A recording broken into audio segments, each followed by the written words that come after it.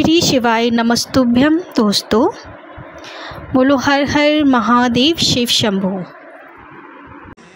ब्रह्मा, विष्णु और महेश,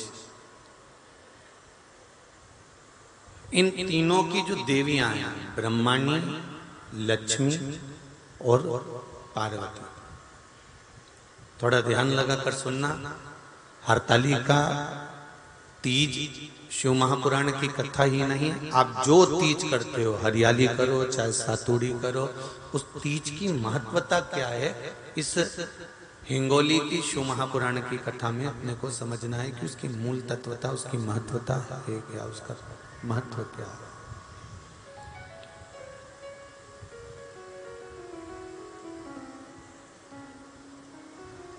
भगवान ब्रह्मा, भगवान विष्णु और भगवान शिव, इन तीनों की जो अर्धांगिनियां, ब्रह्माणी, लक्ष्मी और पार्वती,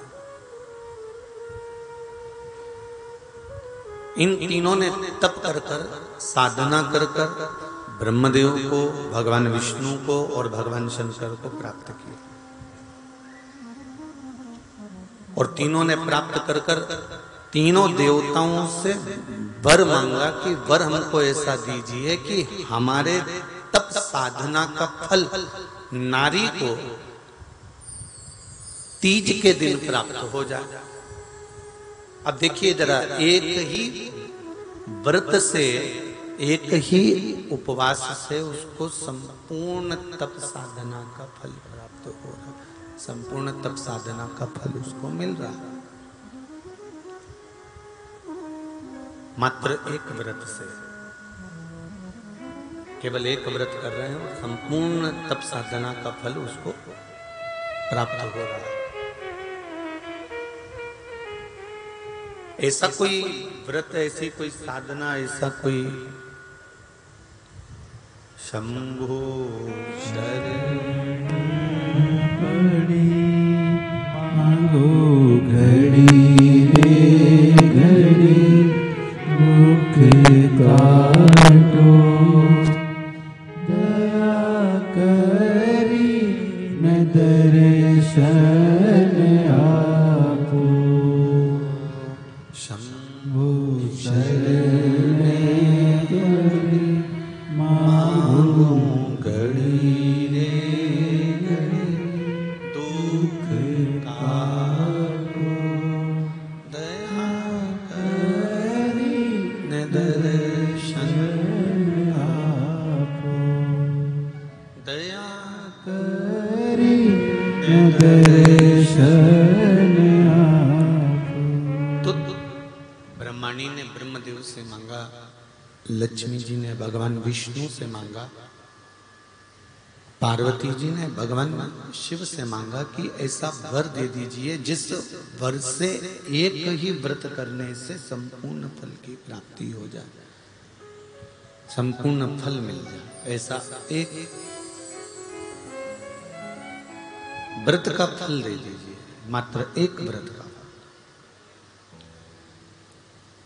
अब देखिए, हरियाली तीज करने वाली माताएं थोड़ा ध्यान से सुनना।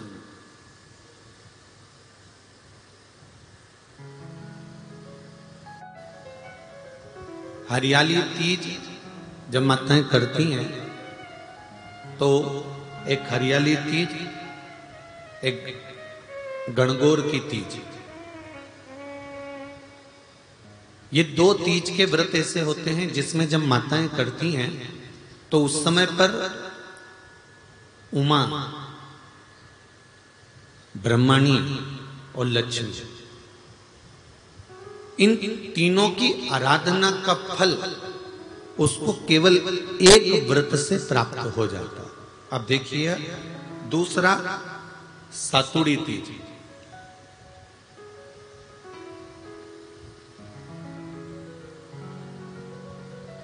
इसमें उमा और महेश्वर, उमा और महेश, ब्रह्माणी और लक्ष्मी, इन चार के व्रत तप का फल एक साथ सातुड़ी तीज के दिन प्राप्त हो जाता। अब एक आती है हरतालिका तीज। आप लोग करते हो हरतालिका? यहाँ लोग करते कि नहीं करते? करते हैं यहाँ पे हरतालिका? कौन कौन करता है? जरा हाथ उठाओ तो जरा। अरे सभी करते हो, रखो रखो, बहुत बढ़िया, बहुत अच्छी बात। एक आती है हरतालिका तीज। इस तीज का व्रत माता पार्वती बेलवृक्ष के आनंद के साथ में फुलेरा बनाकर करती है, और जिसमें इस हरतालिका में माता पार्वती जी के जितने जन्म पहले हुए हैं, माता पार्वती का जन्म तो 52वें नंबर का, 52 नंबर पे माता पार्वती का जन्म है। इससे पहले तो माता के 51 जन्म पहले हो चुके हैं, 51 जन्म माता पार्वती का पहले हो चुके हैं। तो वो जितने जन्म माता पार्वती पूर्व में ले चुकी हैं, ब्रह्माणी जितनी बार ब्रह्मदेव के साथ में विराजमान हो चुकी हैं, इंद्राणी जितनी बार इंद्र के साथ विराजमान हो चुकी हैं, और लक्ष्मी चाहे वो राधा के रूप में हो, चाहे वो रुक्मणी के रूप में हो, चाहे वो सतभामा के रूप में हो, चाहे वो यमुना के रूप में हो, चाहे वो गंगा के रूप में हो, जितनी बार माता लक्ष्मी ने रूप धारण करे हैं वो सब रूप में,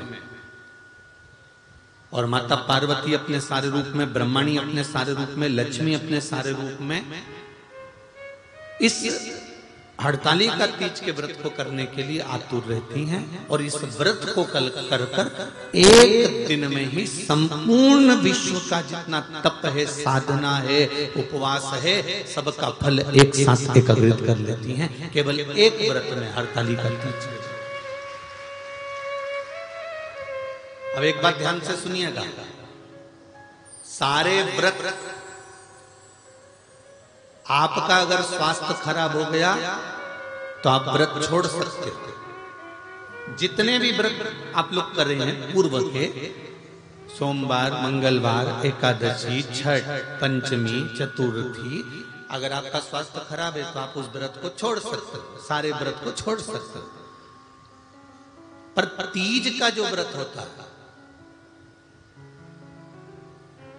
हरतालिका जो व्रत होता है, ये व्रत एक बार लेने के बाद जब प्राण छूटते हैं तभी ये व्रत समाप्त होता है, अन्यथा बीच में ये व्रत समाप्त नहीं।